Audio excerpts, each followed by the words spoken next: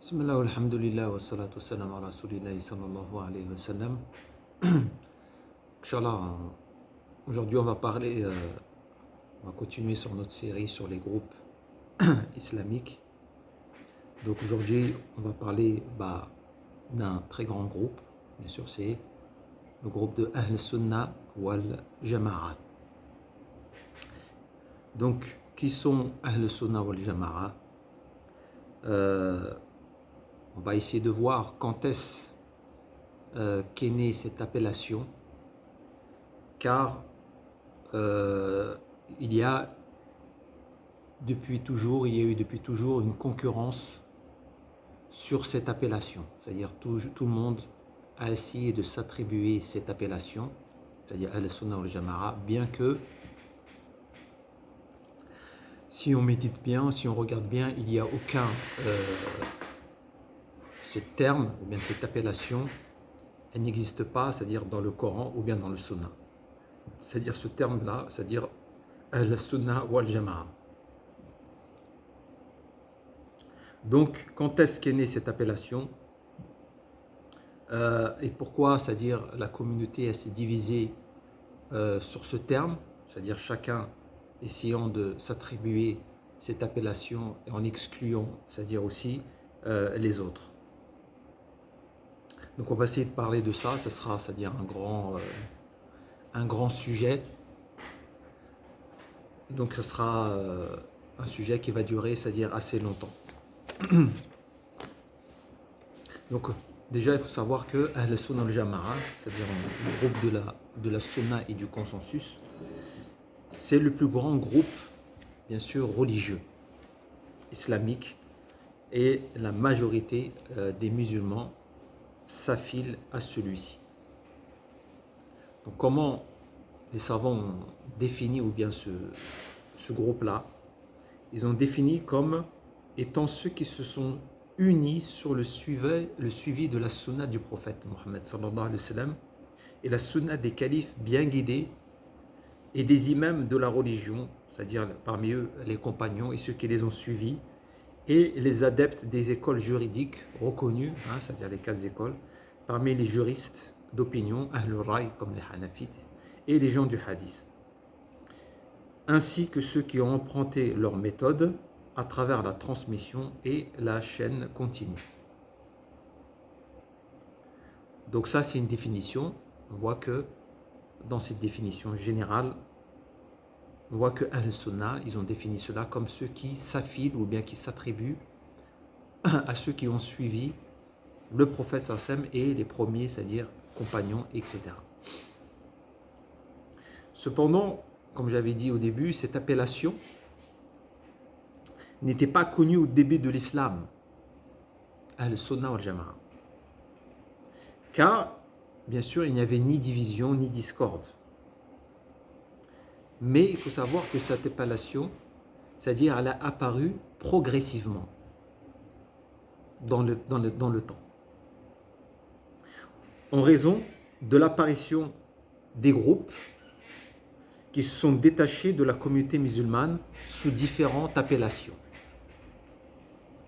Donc il y a différents groupes qui sont apparus au temps des premiers musulmans, au temps des compagnons, comme Al-Khawarij, les dissidents.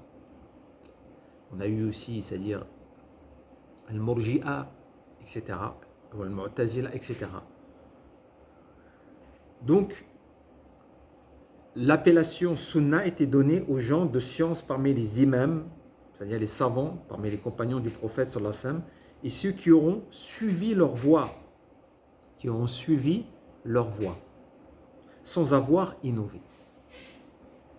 C'est pour ça qu'on rapporte dans l'introduction du Sahih Muslim, selon Ibn Sirin, que lorsque les événements du meurtre du calife Othman ibn Affan s'est produit, il déclara: il ne posait pas de questions sur la chaîne de transmission.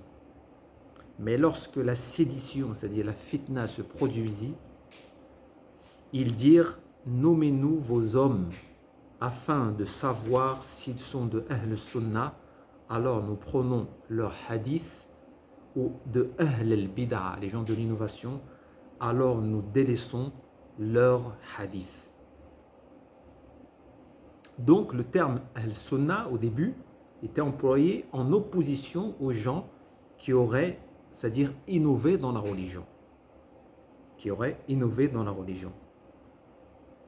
Al-Sunnah seraient donc ceux qui auront suivi la voie du prophète sallam parmi les compagnons et ceux qui les ont suivis par la suite. Donc on a dit qu'après l'apparition des différentes factions dogmatiques, c'est-à-dire qu'ils ont divergé dans le dogme, tels les chiites et les khawarij et les mu'tazila et les murji'a, etc., des savants parmi les successeurs des compagnons se mirent à les réfuter. C'est-à-dire qu'ils ont commencé à réfuter ces différents groupes en débattant avec eux sur des questions qui touchent au dogme. Et ils ont commencé à écrire même des épîtres et des lettres ou bien des livres pour réfuter, c'est-à-dire ces différents groupes qui sont apparus. En exposant, c'est-à-dire la position des sunnites, c'est-à-dire de Ahl Sunnah. C'est quoi la position de Ahl Sunnah qui devrait représenter, c'est-à-dire la majorité des compagnons et de ceux qui les ont suivis. Donc, on rapporte, c'est-à-dire que le premier écrit, ou premier épître qui fut écrit sur la doctrine, c'est-à-dire sur le dogme, sur la croyance, tout ce qui touche à la croyance, était le livre de Abu Hanifa. Abu Hanifa, qui aurait écrit le livre Al-Fiqh Al-Akbar. Ils disent que c'est le premier livre, on va dire sunnite, qui a été écrit sur le dogme. Donc Abu Hanifa. Donc, il exposa dans ce livre les croyances sunnites et répondit aux Mu'tazila, c'est-à-dire le groupe des Mu'tazilites, ou bien aussi aux Qadariya, aux Jahmiya et aux Chiites. Le livre comprend, c'est-à-dire 5 chapitres. Le premier sur le destin, le deuxième et le troisième sur la volonté, le quatrième sur la question de l'auteur des grands péchés et le cinquième sur la foi, qui comprend les questions sur les noms et les attributs d'Allah subhanahu wa ta'ala et aussi l'infaillibilité des prophètes et le statut des compagnons et aussi d'autres sujets. Donc on voit bien que parmi les savants anciens les premiers qui ont écrit un épître sur, c'est-à-dire le dogme, c'est Abu Hanifa. Et là, ça va être important de retenir ça par la suite.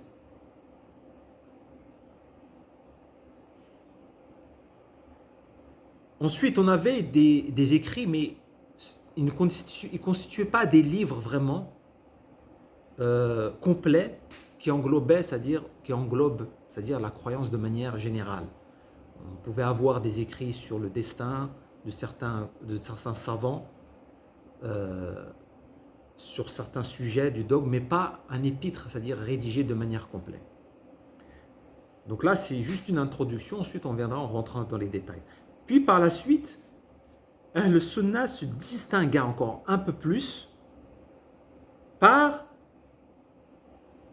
ou bien à l'époque de l'imam Ahmed.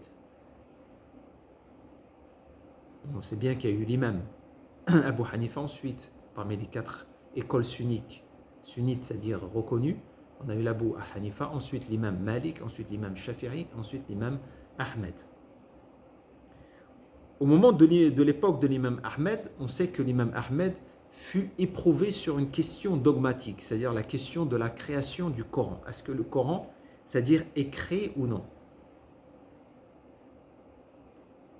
Donc tout le monde reconnaissait que le Coran est la parole d'Allah, mais les Mu'tazila disaient que le Coran est créé, makhlouq. Alors que Al-Sunnah disait non, le Coran n'est pas créé. C'est la parole d'Allah qui est un attribut d'Allah subhanahu wa ta'ala. Donc à cette époque, l'imam Ahmed fut éprouvé par les Mu'tazila, c'est-à-dire qui vivaient à son époque en Irak et qui avaient le pouvoir. C'est-à-dire même le gouverneur, c'était lui, il était parmi les Mu'tazila. Donc ils ont contraint les savants à dire que le Coran était créé. Beaucoup furent contraints à le dire, mais l'imam Ahmed résista. Il tenut tête, malgré qu'il fut frappé et même emprisonné. Alors à ce moment-là, il fut surnommé l'imam de Ahl Sunnah wal Jama'a. On l'a appelé l'imam de Ahl Sunnah wal Jama'a. Il rédigea lui-même ensuite des missives et des livres sur le dogme, tels Ar-Radd ala Zanadiqa wal Jahmiya, c'est-à-dire il a écrit des livres comme la réplique sur les Zanadiqa et les Jahmiya. Donc on lui a attribué aussi l'épître intitulé Al-Aqida, le livre sur le dogme de l'imam Ahmed. Donc les suiveurs ensuite de l'imam Ahmed, ceux qui l'ont suivi dans cela, furent nommés Ahlul Athar, ou bien Al-Hanabila, ou bien Ahlul Hadith, c'est-à-dire les gens du hadith, par leur attachement au texte. À l'exemple des premiers Muhaddithoun, les gens du hadith, tels l'imam Malik et autres. Donc qui s'attachaient au texte, qui s'attachaient à la sunna, ils disaient nous y croyons et nous ne cherchons pas à rentrer dans les interprétations, que ce soit dans tous les domaines du dogme. Ensuite, l'histoire a connu un tournant. Par la suite, l'histoire a connu un tournant avec l'apparition de Abu Hassan al-Ash'ari et Abu Mansour al-Maturidi, qui pour refuter les Mu'tazila, ils ont recouru aux preuves rationnelles et les textes. Ils ont utilisé la même science qu'utilisaient les Mu'tazila, c'est-à-dire la science du Kalam, c'est-à-dire la science qui revient à la raison pour prouver les croyances. Et là, il y a eu un tournant, puisque les sunnites n'étaient connus de ne pas rentrer dans ça. Mais Abu Hassan al-Ash'ari et Abu Mansour al-Maturidi, c'était eux les deux plus connus, on va dire, mais il y a eu des autres avant eux deux. Ils ont utilisé cette science pour réfuter al-Mu'tazila. Alors du coup, qu'est-ce qui s'est passé? Il y a 3 écoles théologiques, c'est-à-dire dans le dogme, qui s'affilient au sunnisme, qui ont apparu, qui ont vu le jour. On a eu qui? D'abord l'Athariya, c'est-à-dire on les a appelés l'Athariya, les Atharites, ou le Hanabila, les Hanbalites, qui se réfèrent à l'imam Ahmed. On a eu les Ash'arites, et ensuite on a les Maturidites. Tous se réclament du sunnisme. Et ces 3-là sont d'accord sur les fondements, comme on verra par la suite, de la croyance, bien qu'il y a certaines divergences en leur sein. Tous se revendiquent de défendre la croyance des salaf salih, c'est-à-dire des pieux prédécesseurs. Ah, c'est bien beau de dire nous on suit la croyance des salaf salih, mais il faut vérifier. Ces 3 écoles dogmatiques ont été ensuite agréées par la masse des savants de l'islam sunniste, qui se réclament du sunnisme. Parmi les gens du hadith, les fuqaha, c'est-à-dire les savants des 4 écoles juridiques, et les exégètes du Coran, c'est-à-dire ceux qui expliquent le Coran, c'est-à-dire dans toutes les sciences qui se réclament du sunnisme, tous s'affilent à une de ces 3 groupes. Tous s'affilent à un de ces 3 groupes-là.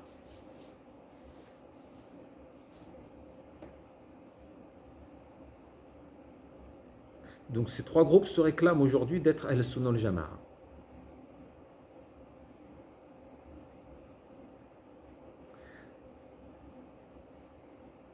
Donc nous, on essaiera par la suite, par les cours c'est-à-dire qui suivront, de faire une étude ensuite comparative pour voir les différents avis entre ces 3-là, sur les points c'est-à-dire les points de la croyance. Mais avant ça, il faut qu'on définisse c'est quoi le sunnah wal jama'a. Le sunnah wal jama'a. Comme on a dit, ce terme-là, c'est-à-dire il a existé par étapes, c'est-à-dire il n'existait pas au début. C'est-à-dire il a pris du temps pour surgir. Donc quand on dit sunnah, dans la langue arabe, ça signifie at-tariqa, c'est-à-dire la voie, quelle que soit la voie, qu'elle soit bonne ou bien blâmable, c'est-à-dire qu'elle soit bonne ou blâmable. Quand on dit sunnah, c'est-à-dire le chemin ou la voie. Le chemin qui soit bon, qui soit mauvais. Dans la langue. Mais quand on dit sunnah dans la religion ou dans la législation ou dans l'utilisation des savants, alors elle a plusieurs ici définitions. Et là, c'est important. Parce que tout le monde dit il faut suivre la sunna, il faut suivre la sunna. On entend toujours ça. Il faut suivre la sunna. Ouais, mais qu'est-ce que tu entends là par là? Qu'est-ce que tu entends par la sunna? Il faut définir. Parce que la sunna a plusieurs définitions. Suivant la matière qui la traite. C'est-à-dire, il y a plusieurs matières dans la science islamique.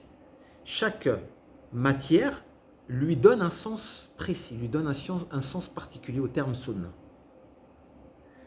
Le premier, c'est chez les gens du hadith, c'est-à-dire les spécialistes du hadith. C'est-à-dire les spécialistes du hadith, ils ont une définition sur le terme sunna. C'est quoi? Chez eux, c'est quoi? C'est tout ce qui a été rapporté par le prophète sallallahu alayhi wa sallam. C'est-à-dire ses paroles, ses actes, ses approbations, et même son caractère, ce qui a été rapporté sur le caractère physique du prophète sallallahu alayhi wa sallam, et moral. Même que ce soit pendant, après la révélation, ou même avant la révélation. En fin de compte, ici, le terme sunna chez eux, ça veut dire quoi? C'est comme ça signifierait la biographie, en fait. La biographie du prophète. Donc, c'est la plus large définition chez eux. Mais là, on ne va pas dire quand quelqu'un nous dit suivre la sunna ici, les gens du hadith, quand ils disent suivre la sunna ici, ou bien ils parlent de la sunna ici, ils ne parlent pas de la sunna en tant que, c'est-à-dire qu'on doit la suivre, mais dans le sens, qu'est-ce que le prophète sallam faisait, comment il vivait, même avant l'islam, après l'islam, tout ce qui a été rapporté sur lui. Donc ça n'implique rien ici, une quelconque, c'est-à-dire obligation de le suivre dans tout ça. D'accord? Le deuxième matière qui traite le terme sunna, c'est dans al-usul, la science des fondements de la religion. Usul. Et là, les gens des fondements de la jurisprudence, ils définissent par ma sadara minhu min qawlin aw fi'l aw taqrir mimma yasluhu an yakuna dalilan shar'iyyan. Là, ça c'est important. C'est-à-dire tout ce qui a été produit ou bien qui provient du prophète sallallahu alayhi wa sallam, comme parole, comme acte, ou bien comme approbation, mais par lequel nous pouvons affirmer un jugement juridique, c'est-à-dire une preuve avec cela. C'est-à-dire que là, chez ces savants-là, ils vont rechercher, ou bien ils parlent de sunna dans le sens que ça devient un dalil. C'est-à-dire quoi un dalil? Un dalil, c'est-à-dire une preuve. C'est-à-dire, ça devient une preuve juridique. C'est-à-dire que quand ils vont dire ça, c'est sunna, c'est-à-dire la parole du prophète, ou son acte, ou bien son approbation, c'est-à-dire que il peut être un dalil, c'est-à-dire pour fonder un jugement juridique. C'est-à-dire soit on peut juger cet acte-là, ou la parole du prophète, comme étant obligatoire, ou bien non obligatoire, seulement recommandé, ou bien haram, ou bien peut-être aussi makro, ou autre. C'est-à-dire qu'on peut donner un jugement juridique par cela.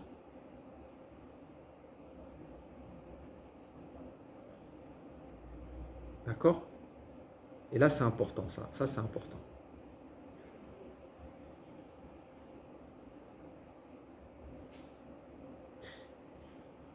Le troisième, c'est chez le fuqaha, les jurisconsultes, c'est-à-dire les gens de la jurisprudence, les savants de la jurisprudence aussi, ils donnent au terme sunna une définition. C'est quoi? C'est, quand ils disent sunna, c'est le synonyme de mustahab, c'est-à-dire recommandé. C'est recommandé, c'est-à-dire c'est pas obligatoire. D'accord? Ce n'est pas obligatoire, c'est-à-dire quand on dit c'est sunna, chez les jurisconsultes, je parle, ça veut dire c'est pas obligatoire. D'accord? Donc là, il faut éclaircir les choses, parce que les gens ils te disent, il faut suivre la sunna. Ouais, mais quoi? T'entends quoi par là? Parce que chez les jurisconsultes, la sunna, c'est pas obligatoire. D'accord? Si on dit le siwak, c'est sunna. Ça veut dire quoi, c'est sunna? Ici. Est-ce que ça veut dire c'est obligatoire que je fais le siwak? Non. Là, ici, le terme sunna, il signifie recommander. D'accord? Ou bien, le prophète Saint priait après telle prière, par exemple, avant la prière, par exemple, de Fajr, il priait 2 rak'at. On dit ça, c'est sunna. Est-ce que ça veut dire c'est obligatoire? Non. Ça veut dire c'est recommandé. C'est-à-dire si tu le laisses, tu n'as pas de péché. Mais si tu le fais, tu es récompensé. D'accord? Par contre, chez les savants qu'on a dit précédés, c'est-à-dire dans les fondements de la jurisprudence, c'est que quand ils disent, les savants de la jurisprudence, c'est sunna, c'est-à-dire que c'est un dalil, c'est une preuve qu'on peut en tirer même l'obligation. C'est-à-dire dans la parole du prophète sallallahu alayhi wa sallam, dans ce qu'il dit, ce qu'il fait, dans ce qu'il dit surtout, et ce qu'il approuve, dans ce qu'il dit, il peut avoir l'obligation. C'est-à-dire, il peut avoir le côté aussi même haram, c'est-à-dire l'interdiction peut rentrer dans ce que dit le prophète sallallahu alayhi wa sallam. La quatrième chose, c'est que le terme sunna, là c'est important, c'est qu'il est utilisé en opposition avec l'innovation. C'est ce qui nous concerne nous, ici. C'est le terme sunna dans le domaine du dogme, dans la croyance. Et surtout lorsque les différents groupes, comme on a dit, les différentes sectes ont apparu dans l'islam. D'accord? Donc le mot sunna, il a été utilisé par les gens de la croyance comme étant, c'est-à-dire ceux qui ont suivi la voie du prophète sallallahu alayhi wa sallam et celle des compagnons et ceux qui les ont suivis par la suite, qui n'ont pas innové en matière de dogme.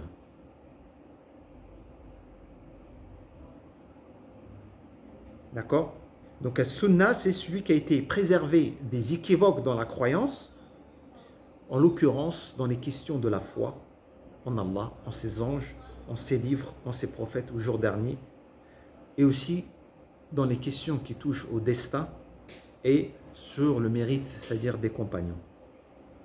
Il y a même des savants qui ont ensuite écrit des livres, ils ont intitulé, c'est-à-dire leur livre, As-Sunnah.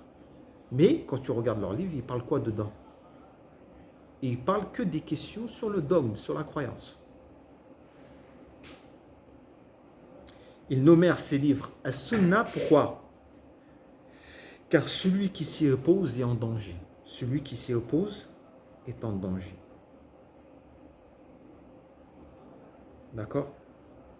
Il dit As-Sam'ani, hadihi an-nisba, c'est-à-dire As-Sunnah, an-nisba ila Sunnah, allati diddad al-bid'a, c'est-à-dire cette appellation As-Sunnah pour se différencier à l'opposé de l'innovation.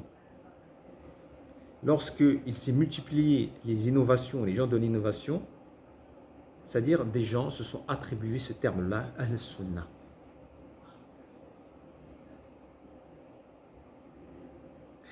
Ibn Taymiyyah a dit que le sunna aussi, le sunna,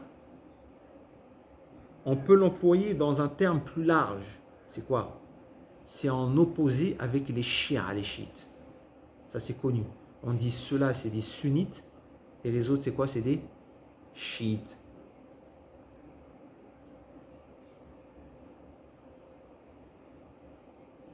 D'accord?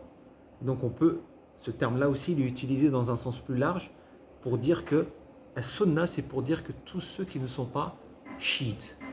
Mais c'est pas précis, parce que quand on dit ça, il rentre tous les groupes en réalité.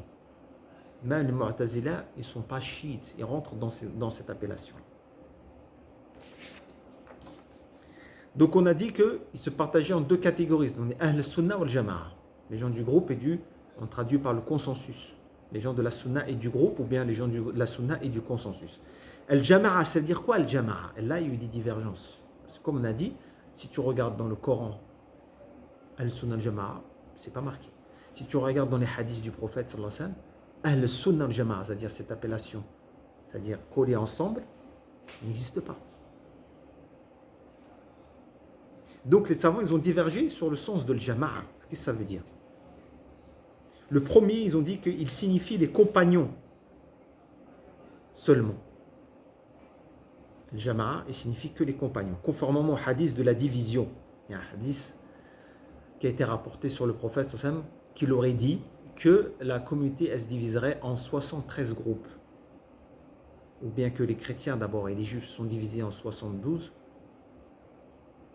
et que les musulmans se diviseront en 72 groupes. On y reviendra sur ce hadith pour voir est-ce que ce hadith est authentique, oui ou non, et quelle est la compréhension que les savants ont donnée de ce hadith. Donc ils ont dit Al-Jama'a ici, Al-Sunnah al-Jama'a. Al-Jama'a, il signifie les compagnons du prophète sallam exclusivement. Le deuxième avis, ils ont dit Al-Jama'a, ce sont Ahlul Hadith, les gens du Hadith ou les gens de science. C'est l'avis de l'imam al-Bukhari. Lorsqu'il a dit dans son livre, le chapitre كَذَلِكَ جَعَلْنَاكُمْ أُمَّةً وَسَطًا قال وما أمر النبي صلى الله عليه وسلم بلزوم الجماعة هم أهل العلم. C'est-à-dire que le prophète a demandé de s'attacher al jama'a, au groupe. Il a dit ce sont les gens de science.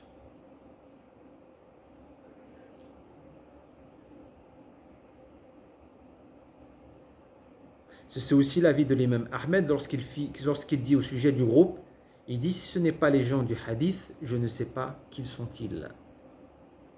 C'est l'avis aussi de l'imam al-Tirmidhi. Le troisième avis, al-Jama'a, c'est Sawadul A'zam, c'est-à-dire la plupart des gens, ou la masse des gens, la majorité. Et cela confirmant sur la version du hadith de la division, lorsqu'il décrit le groupe sauvé, le prophète dit Hum as-Sawadul A'zam, c'est le groupe ou bien la masse des gens.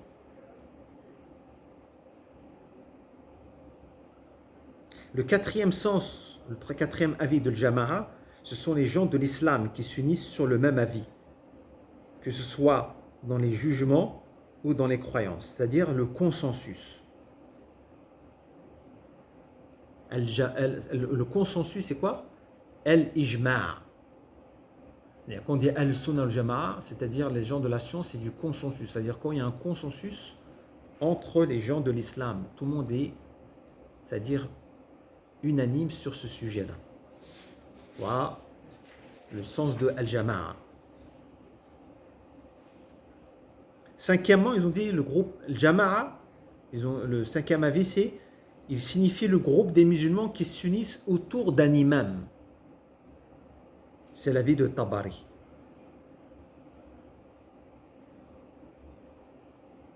Donc en résumé, on peut dire que le groupe Al-Jama'a déjà, il revient à deux choses essentielles. Le premier, ceux qui s'unissent autour d'un imam, conformément à la charia. Un imam, c'est-à-dire un gouverneur. Il faut obligatoirement s'attacher à ce groupe et il est interdit de sortir contre eux et contre l'imam. Le deuxième, ceux qui ont suivi la voie ou bien la sunna du prophète et ont délaissé l'innovation. Ce sont Ahlul Ilm, les gens de science et du hadith, ou bien les gens du consensus, et as-sawad al-a'zam, ou la masse des gens. C'est-à-dire ceux qui étaient sur quoi était le prophète et ses compagnons. Bon, ça c'est des définitions. On voit bien que déjà, dans le terme al-sunnah al-jama'a, les savants ne sont pas d'accord sur son interprétation. Donc si les savants déjà, ils ne sont pas d'accord sur la définition de ce terme, alors tu peux être sûr qu'il va avoir des divergences sur l'attribution. C'est-à-dire que chacun va essayer de s'attribuer ce terme-là.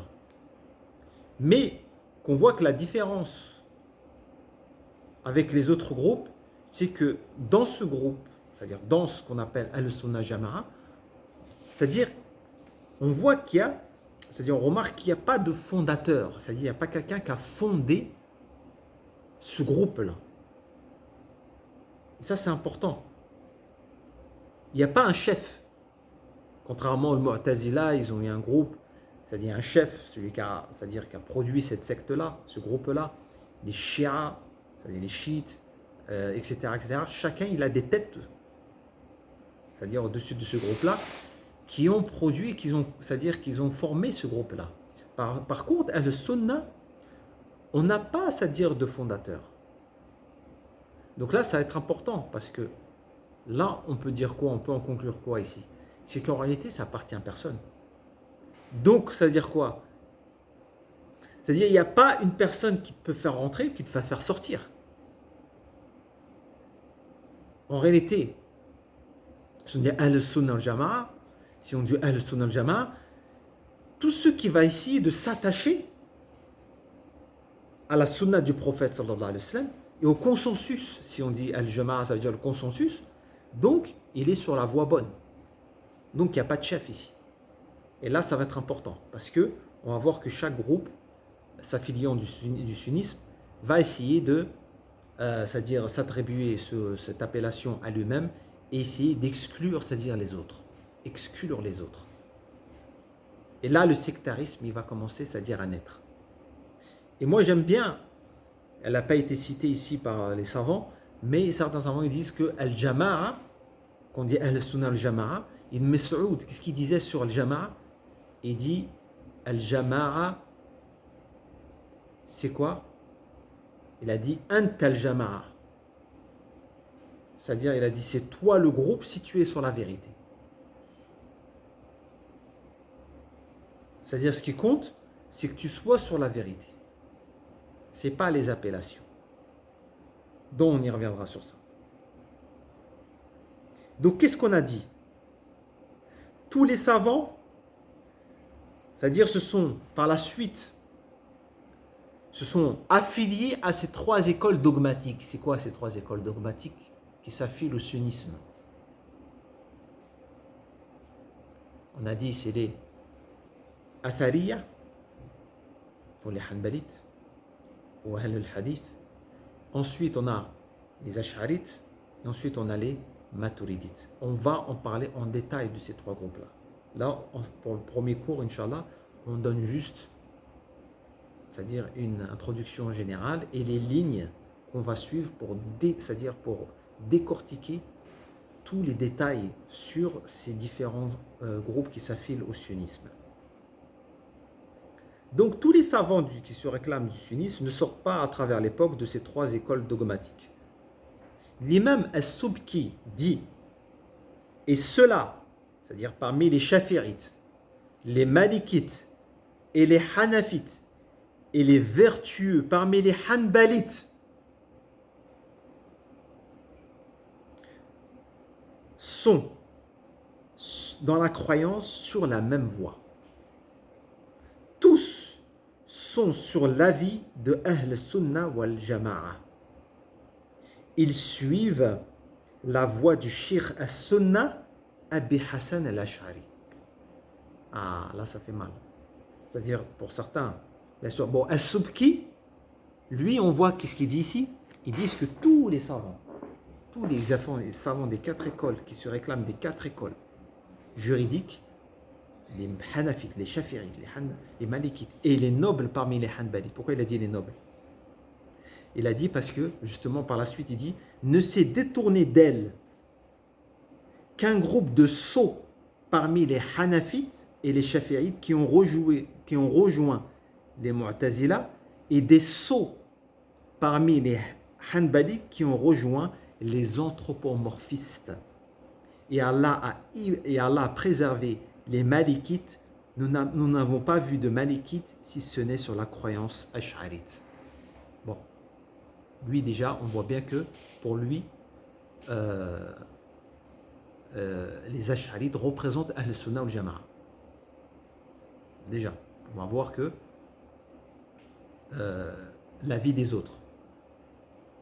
Donc il te dit que tous les savants parmi les 4 écoles reconnaissent que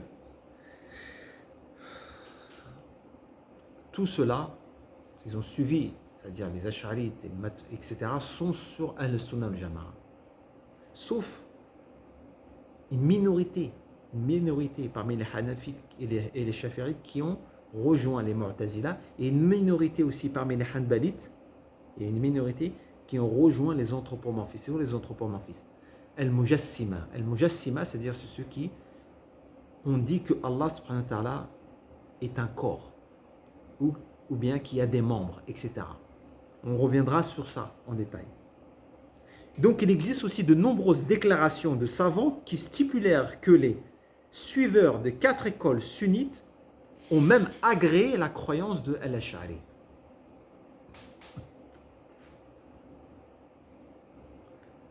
Al-Bayhaqi dit Abu Hassan Al-Ash'ari n'a rien introduit de nouveau dans la religion. Il n'a introduit aucune innovation. Au contraire, il a pris les paroles des compagnons concernant les fondements de la religion.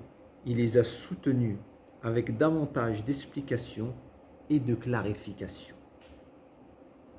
Donc Al-Bayhaqi, c'est un grand savant du sunnisme. On ne va pas dire que lui, il est égaré encore. Si tout le monde est égaré, on suit qui maintenant?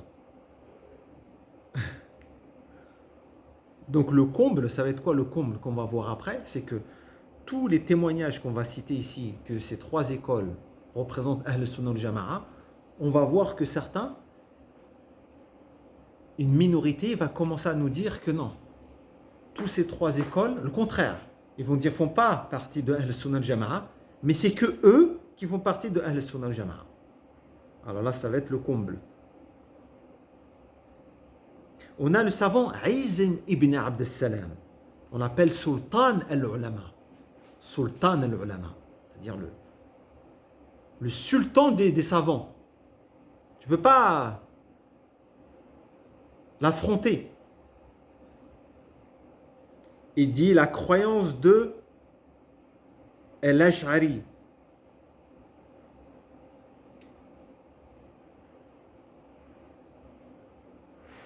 Concernant la croyance de l'Ash'ari, qu'est-ce qu'il a dit? Les Shafi'ites, les Malikites, les Hanafites et les vertueux parmi les Hanbalites l'a approuvé. Était d'accord. Et aussi l'a approuvé parmi les savants de son époque, le grand savant des Malikites qui s'appelle Ibn Amr al-Ibn al-Hajib et le shir des Hanafites Jamaldin al-Hasiri. Sultan al-Ulama, c'est-à-dire le savant Ibériz, il dit ici que voilà, lui aussi que ces 3 écoles représentent le sunnisme. Al-Subki dit Abu Hassan al-Ash'ari n'a pas innové une nouvelle religion ou bien une nouvelle opinion. Il n'a pas créé un madhab, mais il a plutôt établi les doctrines, la doctrine ou les doctrines des salaf. Ah, là c'est important. Parce que tout le monde dit on doit suivre les salaf. Ben lui, il te dit là, Subki, que Al-Ash'ari a établi les doctrines du salaf. Luttant sur quoi étaient les compagnons, l'affiliation à lui, c'est-à-dire à Abu Hassan al-Ash'ari, et par rapport qu'il a strictement adhéré à la voie des salaf, des pieux, et il a établi des arguments, donc celui qui l'a suivi, dans cela est appelé Ash'ari. Dans le sens que tous les savants se sont affiliés ensuite par la suite à Abu Hassan al-Ash'ari ou bien en réalité à ces trois écoles-là juridiques parce que c'est les savants qui ont réfuté les groupes opposés hein, avec les preuves. Avec les preuves. Donc tous ces savants qui se sont affiliés à Abu Hassan al-Ash'ari ou bien aux Maturidites ou bien, on verra après par l'imam Ahmed, ils n'ont pas fait par aveuglement, mais parce que elle contenait la croyance des salaf salih. Elle contenait la croyance des salaf salih. La preuve que ces trois écoles représentent Ahl-Sunnah wal Jama'a, c'est quoi la preuve? Les gens vont dire, mais qu'est-ce que tu nous sors? Nous, on n'est pas d'accord. On va voir les Ash'ari, ils vont dire, non, c'est que nous. On va voir les Hanbalites ou les Salafistes. Ils vont dire, non, c'est que nous, Ahl-Sunnah wal Jama'a. Les Maturidites, ils vont dire, non, c'est que nous, Ahl-Sunnah wal Jama'a. C'est quoi les preuves que ces trois écoles représentent Ahl-Sunnah wal Jama'a? Premièrement, ça c'est important ça. Leur consensus sur la aqida de l'imam al-Tahawi. C'est quoi la aqida de l'imam al-Tahawi? C'est-à-dire le savant, l'imam qu'on appelle imam al-Tahawi, c'est-à-dire il a écrit, c'est-à-dire un livre, un ouvrage, hein, pour exposer la croyance de Ahl-Sunnah. Tous les savants musulmans sunnites sont d'accord qu'elle représente la croyance correcte. Les Ash'arites, les Maturidites, les Hanbalites sont d'accord que ce qu'a écrit al-Tahawi représente la croyance sunnite correcte.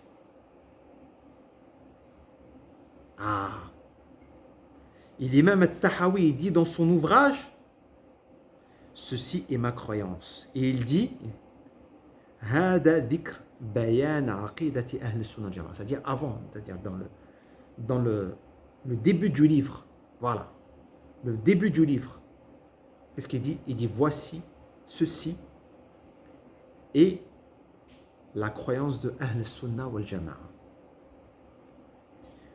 على مدى فقهاء الملة أبي حنيفة ابن نعمان ابن ثابت الكوفي وابن يوسف ابن يعقوب ابن الأنصاري وأبي عبد الله محمد ابن حسن الشيباني. Il dit voilà la croyance de Ahl Sunnah wal Jama'a sur la voie des savants de la religion Abi Hanifa Ibn Nu'man. Puis il dit à la fin de son livre هذا ديننا واعتقادنا باطنا وظاهرا ونحن براء إلى الله من كل من خالفنا في شيء من ذلك. Il dit après la fin, il dit voici notre religion et notre dogme, intérieurement et en apparence. Et nous nous désavouons à Allah subhanahu wa ta'ala de tous ceux qui vont à notre qui vont aller en notre, qui vont nous contredire dans un point de ce qu'on a cité dans ce livre-là. Voilà, c'est clair. Là, c'est clair.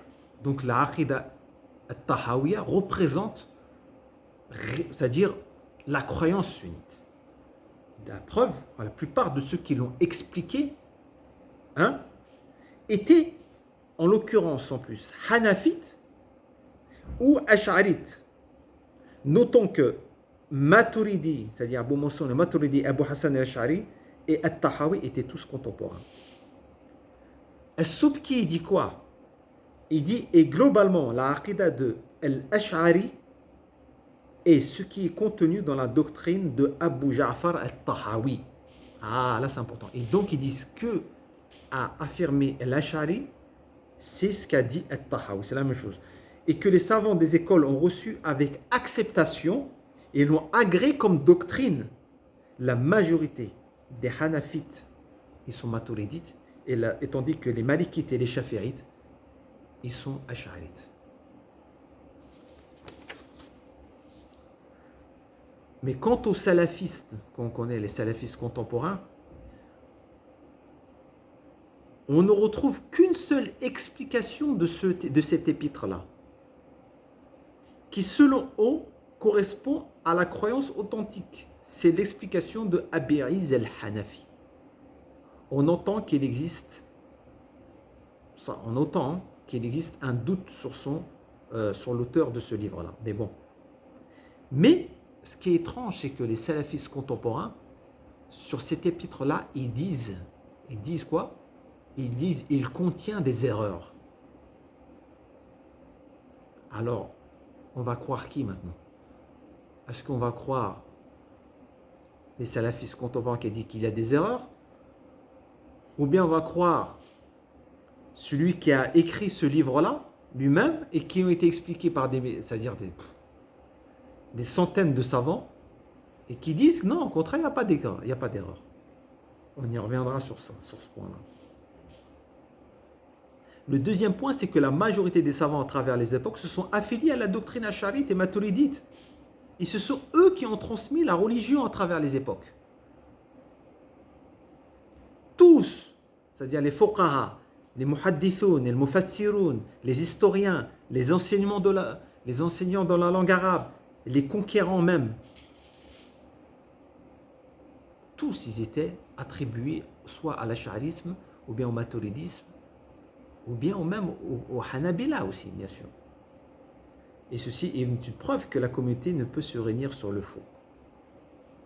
Si on regarde par exemple les tafsir, c'est-à-dire les savants qui ont expliqué le Coran, tous, par exemple, ils étaient soit acharites ou maturidites. La plupart.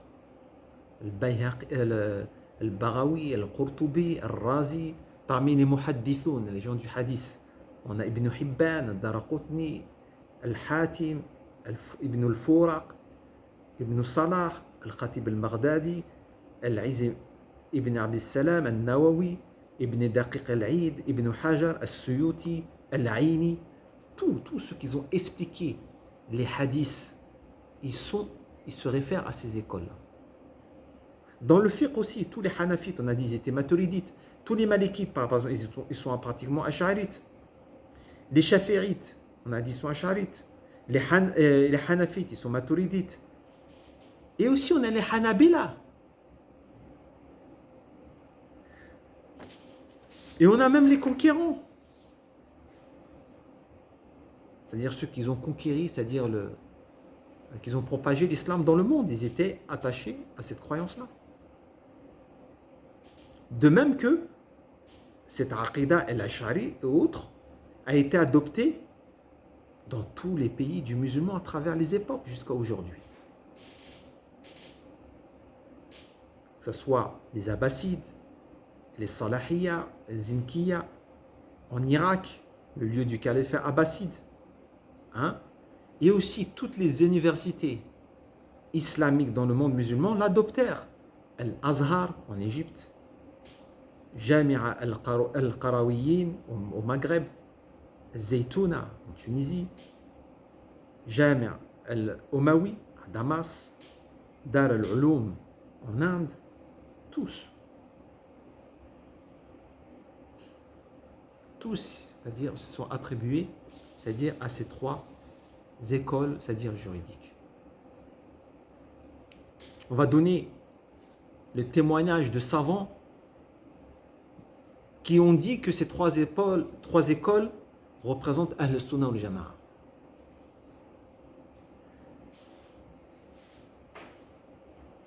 Et ceux qui ont dit cela, c'est en plus des Hanbalites. Vous allez voir. Donc on a l'imam Mohammed al-Safarini al-Hanbali. Il dit Ahl-Sunnah wal Jama'a sont trois groupes. Les Ash'arites et leur imam Abu Hassan al-Ash'ari, Al-Athariya et leur imam Ahmad ibn Hanbal, et les Maturidites et leur imam est Abu Mansour al-Maturidi. Il dit aussi, certains savants dire, ils sont, c'est-à-dire le groupe sauvé, Ahl al-Hadith, c'est-à-dire les Athariya, les Ash'arites et les Maturidites. L'imam Abd al-Baqi al-Ba'ali al-Hanbali, il dit dans un livre qui s'appelle Ayn al-Athar, Donc c'est un Hanbalite. Les groupes de Ahl Sunnah sont trois, les Ash'arites, les Hanbalites et les Maturidites. L'imam Al-Mawahibi Al-Hanbali, il dit les groupes de Ahl Sunnah sont au nombre de trois, Ash'arites, Hanbalites et Maturidites. Et la preuve de cela, c'est que les savants Hanbalites lient les Ash'arites dans beaucoup de leurs livres de Kalam et dans tous les livres Hanbalites. L'imam Ibn Shatti, Al-Hanbali aussi, c'est un Hanbalite. Il dit, page 73, Ahl-Sunnah sont trois groupes.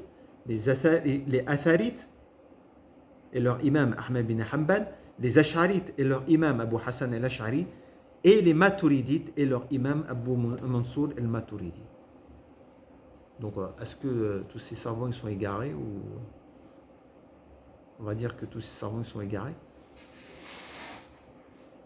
Donc, en tout cas, on ne peut pas, c'est-à-dire nier que le sunnisme, c'est-à-dire il y a trois écoles juridiques qui se réfèrent du sunnisme, qui se réfèrent de Ahl Sunnah wal Jama'a. Après, on fera une étude bien sûr comparative sur chaque point du dogme pour voir est-ce qu'il y a des divergences, quels sont les points où il y a eu un consensus, quels sont les points, c'est-à-dire il y a une divergence, et quels sont les groupes qui ont, c'est-à-dire se sont rapprochés plus ou moins, c'est-à-dire de la vérité, oui ou non. Donc ça, on verra, c'est-à-dire Inch'Allah, par la suite. Donc vers les cours prochains, on parlera un peu plus des Ash'arites et des Maturidites et des Ahlul Athar, c'est-à-dire qui sont les Hanabila. Allahu A'lam.